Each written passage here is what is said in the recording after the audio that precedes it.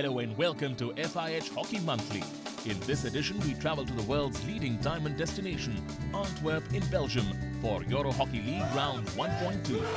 We'll get you the best action from Europe's premier club competition. Profile the rocket of Rotterdam's attack, Nick Wilson. Find out what UHC's talisman Moritz Förster is doing on the sidelines. And also look back at KHC Dragons' history and their contribution towards the betterment of Belgian hockey.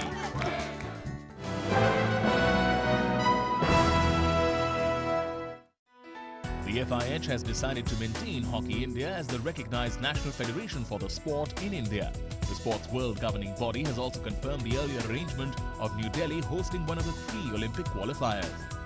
The FIH had earlier barred Delhi from hosting the FIH Champions Trophy due to governance issues. Indian men's team will battle Canada, France, Poland, Egypt and the United States in the Olympic qualifiers in New Delhi, with the winner booking their ticket to London. In women's qualifiers, India will face strong challenge from South Africa, with Italy, Canada, Ukraine and Poland hoping to cause an upset. The next Olympic qualifier will take place in Dublin in March.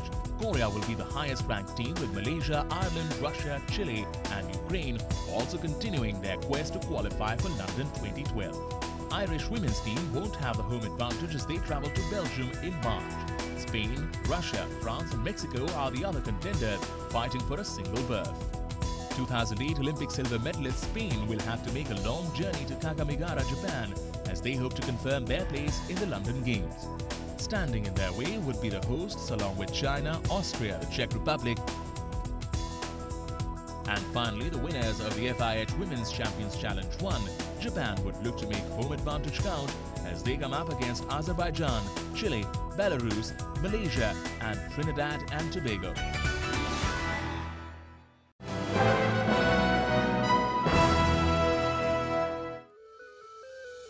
The FIH Hockey Monthly team was in Antwerp, Belgium last month for EHL Round 1.2. The city itself offered many sights to savour. Named from Dutch word Antwerpen, the story behind Antwerp is quite interesting. Legend has it that a mythical giant Antigoon used to sever hands of people here and throw them in the river Scheldt if they refused to pay him tax. The giant himself, though, was slain in the same manner by a young hero named Bravo. Antwerp today is the second largest port in Europe and is also the continent's youth capital of 2011. It remains the epicenter of diamond trading. As many as 70% of the world's finished diamonds are traded from Antwerp. In October, the city became the epicenter of European hockey as the municipality of Raasgaard hosted EHL Round 1.2. Known as a park town, Raasgaard is also home to KHC Dragons, a club which has been on the rise in the past few years. 12 teams were divided in 4 groups. Pool A pitted Dutch giants Amsterdam with last year's semi-finalists Reading FC and Irish side Cookstown. Last year's runners-up Club de Campbell were alongside RC Brussels and German club De Club and the Ulster in Pool D, while hosts KHC Dragons found themselves in the company of Rotterdam and Swiss side Rot-Weiss Wettingen. Belgian champions Dragons had a lot to live up to at home. Their fans expected the club to add a chapter to its rich history. The club, founded back in 1946 by just 6 members, has now grown into one of the biggest in Belgium with over 1,300 members. They were the European B Division champions in 2001, but are now fighting the A-list teams for the accolades. Well, I think that Dragons has been a big professional club since many years, and I think that we have made a tremendous change, and I think that the previous presidents have made a lot of effort in changing the attitude to Belgium towards Belgian hockey. And the thing is that now we are a professional team, we have a professional accommodation, we have also a professional coaches, and this has been done since many years. And now I think we are really ready for the big challenge, and I think we are ready to do or try to play with the big ones. Dragons certainly proved that in the last EHL season by making it to the quarter-finals. Their attacking approach under former coach Colin Batch won them many plaudits. The success of Dragons at club level translated to the success of the Belgian side when Batch took over the reins of the national team. Belgium gained direct entry to the London Olympics with a 4th place finish in the Euros. I think the whole Belgium hockey is in lift. We qualified for the Olympics with the Belgium national team. But it's a growing sport. Everybody likes it very much, and the professionalism is coming in the teams. And I think it's just nice for the spectators, nice for us. But Belgium has a lot of good athletes and good sportsmen, and Dragons is now becoming one of the top teams. But I think we proved to be a top team last year. Also playing a great support act in the rise of the Dragons are its legions of fans, known as the D side. They travel in large numbers for the away games, and of course have turned the mansion of Dragons into an impregnable fortress. It's partly due to them that we are each week so motivated, because they come in numbers with 2,000 or 3,000. And I think last year in the EHL they had the name to be the best supporters of the whole Europe. Maybe today they can claim to be the best supporters of the whole world. And lending a lot of character to the club is its unique emblem, which carries a special message. The logo is in Latin, in hoc signo vinces, meaning, you know, in this sign you will conquer, in this sign you shall conquer. The thing is in fact very simple. The thing is that if you're a team and if you're all together, you can achieve and you can really, you know, cross mountains, and you can do something about it. You know, you're really a team together and you can achieve all the best all together. It surely wasn't a mountain to climb for the Dragons to book their berth in the knockout stage, given their recent results.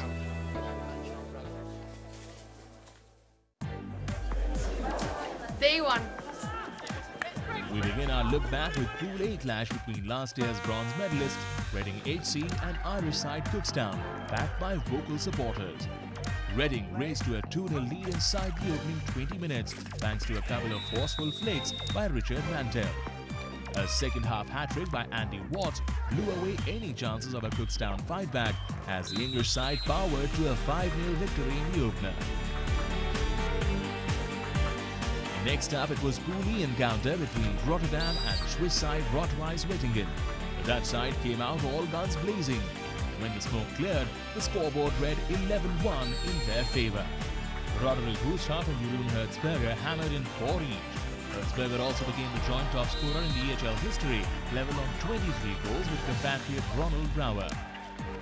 RC Brussels fans made a short trip to watch their team in action against German champions Der Club and the Ulster. The Belgian side was given an early cheer when Tom Boone put them ahead with a spectacular reverse stick shot. Ulster silenced the crowd thanks to a stunning hat-trick by skipper Philippe Froschler and would take a 5-2 lead going into the last 10 minutes. But a tactical masterstroke by Brussels coach Jean-Philippe Droul brought the game alive. Droul replaced his keeper with a kicking back, and with an extra on-field flair, Brussels produced one of the greatest comebacks in EHL history. 3 goals in 7 minutes by Boone boomeranged Brussels to a share of the spoils in the 10-goal blockbuster. The star of the show, of course, was 5-goal hero Boone.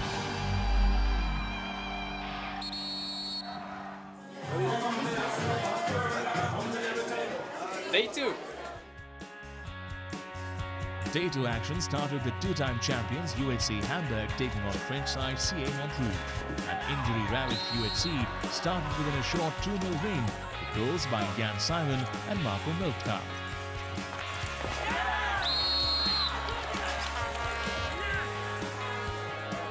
Cookstown took on the might of Amsterdam after a 5-0 thrashing by Reading on day 1. And it was a familiar tale for the Irish side as Amsterdam went into half-time with a 4-0 lead, with Floris Evers netting a rare hat-trick. Cookstown got off the mark in the second half, but the floodgates opened for the Dutch after that. Mirko Kreuzer scored 4 more as Amsterdam cooked up a 10-goal treat for their fans. Up next, the D side were there in full strength as host Dragons entertained Rot-Weiss Wettingen. The Swiss club offered stiff resistance, allowing just 1 goal to the Dragons in the first half. The second half, however, was a different story altogether as Dragons hit 6 past Rot-Weiss. Belgian star Florent van Ordel and Jeffrey Fries netted a brace each as party began in the mansion of Dragons. Last season's runners-up Club de Campos strutted at the start of their campaign against German champions Club Ulster. The Germans broke the deadlock in the tight affair in the 48th minute, courtesy Daniel von Drachenfels. Diego Arana restored parity with a deflected shot 10 minutes from time, but Ulster's sealed qualification dry to death as Julian Hoffmann-Yettel scored off a counter-attack with just 2 minutes remaining.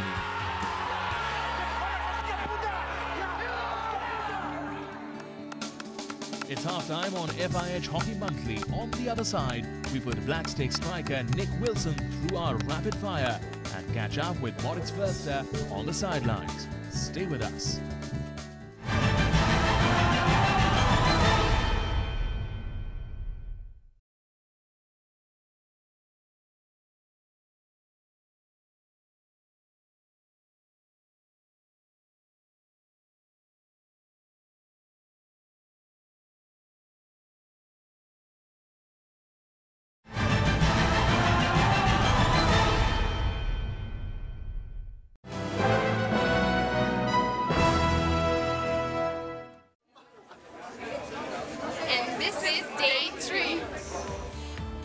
Welcome back to FIH Hockey Monthly. Day 3 of the EHL Round 1.2 began with two-time champions UHC tackling the Irish champions Banbridge in Pool F. The Germans took the lead in the 10th minute with Ricardo Nevado slamming home a rebound from a short corner. Banbridge restored parity 7 minutes later. Scott Carrott's cracking finish spiced up the early morning clash. Hamburg though emerged victorious 5-3, eliminating the clunky Banbridge riding on Jonas Förster's brakes. Hamburg topped Pool F and booked their customary place in the knockout round, and they did it without their talisman, Moritz Förster. The Olympic champion has not only been UHC's leader par excellence, but he also remains their heartbeat.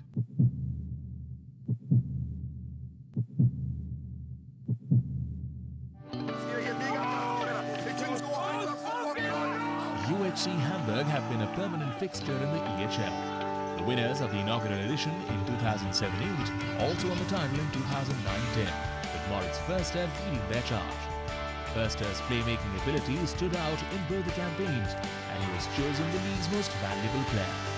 In the current campaign, Hamburg have just done enough to put their place in the knockout stage without their icon, who will surely be needed when the competition gets stiffer in the last 16.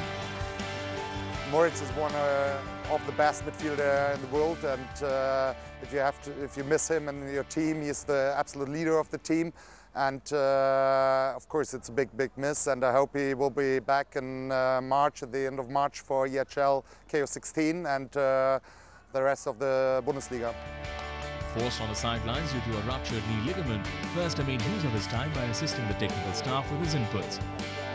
With Oliver Kahn and Patrick Breitenstein also missing, and Philippe Witter and Carlos Nevado moving on, UHC have struggled in the German Bundesliga and are in danger of missing out on the EHL spot for next season. Förster, however, is impressed with the performance of the young side, even though it lacks the star power. I don't think that there's any other team in Germany, probably not even in Europe, that would have come out so strong from suffering so many important players that are not playing this year. So we have 13 points, and the position is all right, so that we have 12 more games to play next year where we want to qualify for the Final Four. And I'm more than happy with the performance of the boys. They were a little bit unlucky in the beginning. Obviously there's some experience missing, but in the end they finished amazing, and I think I can be really happy with the performance.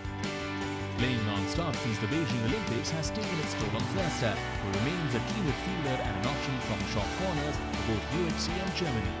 The 27-year-old believes this layoff could be a blessing in disguise as he looks to be battle-ready for next year. Yeah, maybe it's quite good that I get a rest now and I have 5 months off, and I think I'm missing Champions Trophy and a cool and fun tournament like this, but in the end everything is focused on the Olympics, where we qualified in Mönchengladbach for, and yeah, I hope to be back there at latest, and everything until then is just hard work and to get back on the pitch. With Förster bossing the midfield, Germany swept almost all the indoor and outdoor events between 2006 and 2008 before being overtaken by Australia as the dominant force in world hockey. The return of some key players who were a part of the core group of gold medal-winning Olympic team has raised Förster's faith that Germany can reach the top once again. We played a strong World Cup in India in 2010, and had a really good year this year, winning the European Cup in Germany in front of our home crowd. And I think we showed the world that we improved and that we have a really young, strong team that can probably play even better next year, and that's our goal. And I hope that everyone stays fit. And those guys who are injured, like Christopher Zeller is coming back, Timo West is getting a new chance. There are star players that will make the team even more strong. First up, our Germany would take some stopping in London.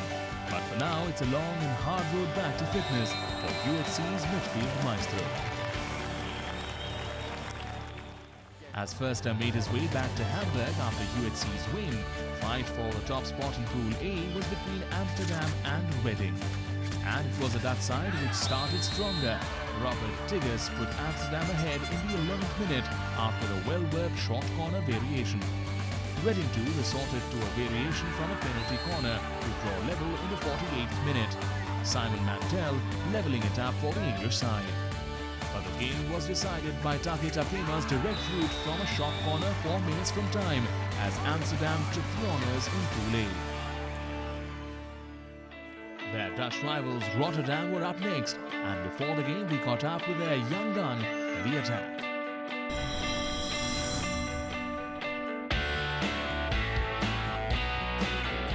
My dad. Ten de Nooijer.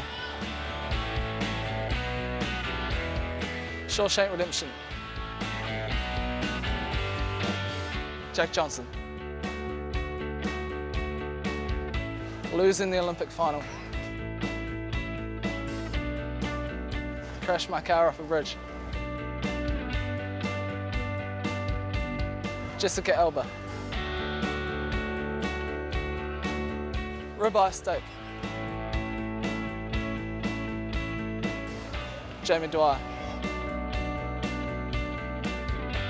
Well, it first came on from a guy on the team, Shane McAleese. Sometimes on tournaments, I might run a little late, or I might say something out of line, or something along those lines. So some moments, I just have a space moment, and that's why they call me Space. Nick Wilson's nickname might have been born out of a good-natured jive from his teammates, but when it comes to exploiting space up front, very few young strikers can match the 21-year-old Kiwi. Wilson broke into the national team in 2007 when he was just 17. His early experiences came in handy during the Hero Honda FIH World Cup last year. With star strikers Phil Burrows and Simon Child out, Wilson led the line with distinction and has been a different player ever since.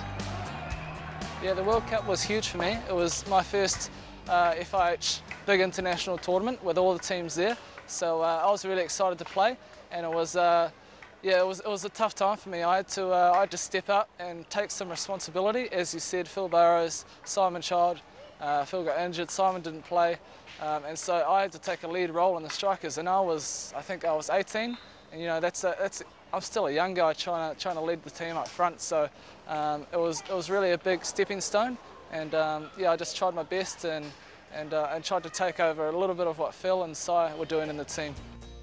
Wilson then set the ABN AMRO FIH Champions Trophy alight, scoring 4 goals and emerged as New Zealand's top scorer in the tournament in Mönchengladbach.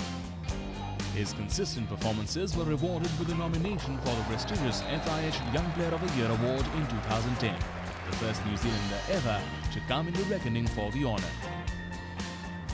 Yeah, certainly last year was probably my best year ever in terms of achievements in hockey. Like you said, I got nominated. I regard that as my highest achievement, mainly because it's nominated by the players themselves, and also to get named in the World All-Stars team is also a big achievement as well for me. So I was really happy with the year last year, and hopefully the New Zealand team can build on last year and going into next year for London. Blessed with speed to burn and skills to mesmerize, Wilson's impact at the international arena didn't go unnoticed as he was snapped up by Rotterdam to play in the Dutch league.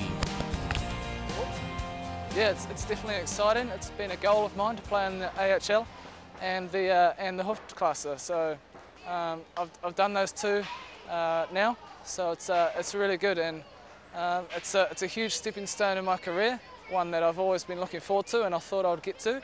And so yeah, I just hope to make my mark in this environment as well as the same as I've done at home. So.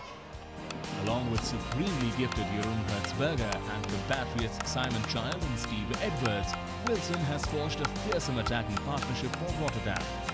The presence of other Kiwis in the team has not only helped him settle in the Dutch port city, but has also done a world of good for the New Zealand team as well. Yeah, obviously there's some good players there. Jeroen Hertzberger, Simon Child, and also the other New Zealander, Steve Edwards, from New Zealand as well. So playing for Rotterdam with those guys involved, it also helps our New Zealand combination. One of the reasons I'm at Rotterdam.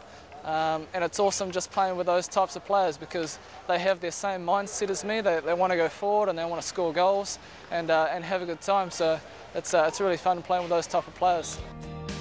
The Kiwi fans would hope the Rotterdam trio work their magic for the Black Sticks when New Zealand hosts the Owen Chicklin Champions Trophy in Auckland in December. Wilson himself sees it as an ideal setting to fine-tune for the London Olympics. Playing in New Zealand in front of a home crowd is going to be the best thing for us. We hope to make a couple upsets and punch above our weight a little bit. So we're just going to try to use that home crowd advantage and try to play well. And like you said, lead up to the Olympics with a couple of wins under the belt with the top six teams. Wilson, who knows his route to the goal, will hope to be a catalyst for the Black Sticks at home in the FIH Champions Trophy. Will he deliver? Watch this space.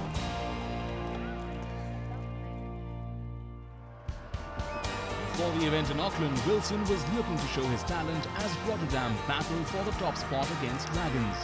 And the home side surged ahead thanks to a couple of blistering strikes by their own rising star, Florent Van Obbel.